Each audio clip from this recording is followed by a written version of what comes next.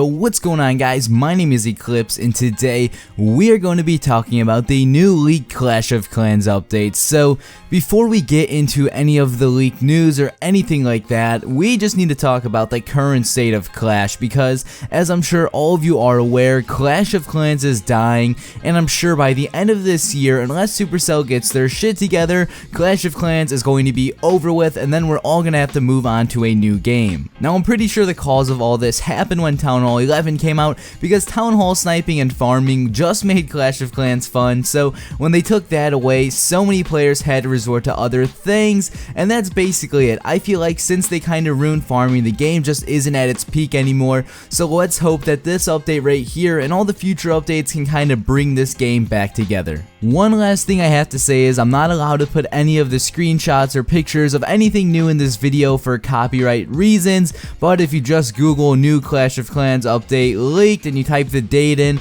I'm sure you can find a Reddit post from a man named Spencer relatively easily. So the first thing we are going to be talking about are the new troops which are coming. So the first troop we have is the Rocketeer. Now the picture of this troop is basically like a wall breaker with a big rocket on its back. Now this is a Dark Elixir troop, and I'm not too sure what the functions are gonna be, but just the concept of it looks pretty cool. The next troop we have is the Chain Lightning. Now there are no screenshots from the Chain Lightning, but it says it takes 8 housing space, takes 8 minutes to train, and it has a range of 3 tiles. And the final troop from this leak, if this is true, is the Mini P.E.K.K.A, and it just says the Mini P.E.K.K.A from Clash Royale. So those are basically all the new troops which are coming. Also, just a disclaimer, he said none of this stuff is 100% confirmed. However, it is pretty much likely that a lot of this stuff will be coming to the new update. Now in this update, there are actually going to be some new levels to current troops. So goblins will be going to level 7, and now they have a big mohawk and they're pretty much ugly as shit. And then hog riders will also be going to level 6, and there are no pictures of the hog riders, but my guess is that they'll look pretty awesome as well because hogs are just an awesome troop.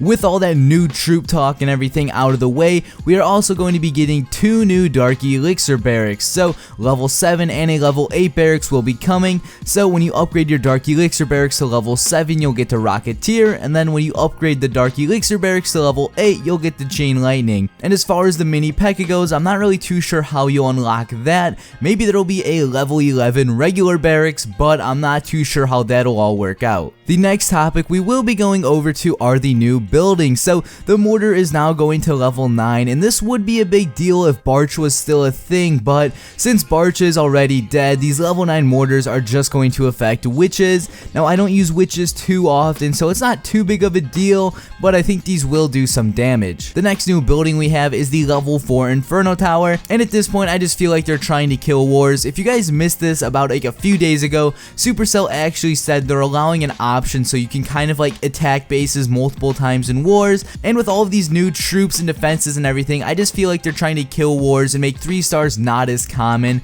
But you know, who knows, maybe that's just me. Let me know what you guys think. And the last defense is going to be the Expo Buff. So Expos now do more damage. Expos will no longer shoot rubber bullets, so hopefully those will do more damage as well. And again, it just seems like they're trying to ruin wars even more. And now there are a few final things which we should talk about. So the first one is Revenge gives a bonus. For those of you who do not know, if you revenge attack someone, you will not get your attack bonus, so it's just kind of like attacking for the loot they display.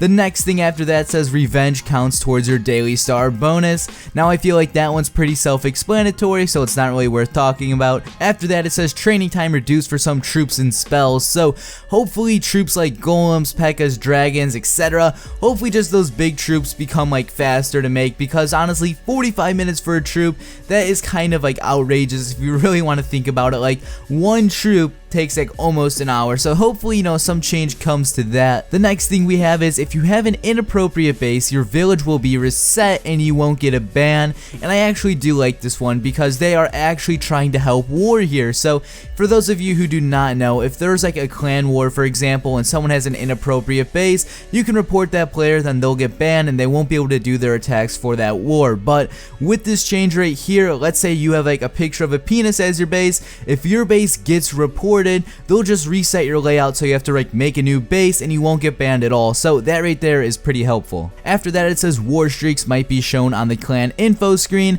and the key part of this is might. So this might be shown, but this is like the only thing in here which he really isn't 100% certain on. Then after that, it says skeletons might not trigger traps anymore, and to think about it, I think that's kind of smart, but again, it's gonna screw up defense a lot, because right now, let's say you have a witch, a skeleton can activate a giant bomb and you'll be set, but now after this, if this is true, skeletons, for example, might not be able to activate traps. Then after that, it says healers can activate traps again. So for those of you who do not know, at one point healers were allowed to activate traps, but basically healers would die really easily, so they took that feature out of the game, so healers couldn't activate traps at all. But now I think it's if you have a certain amount of healers up, traps will activate or something like that. He had a chart on the website which explained it all, but I'm not really too sure how it worked, but just know queen walks might not be as effective. Now for anyone curious on why you should trust me and why this info is legit,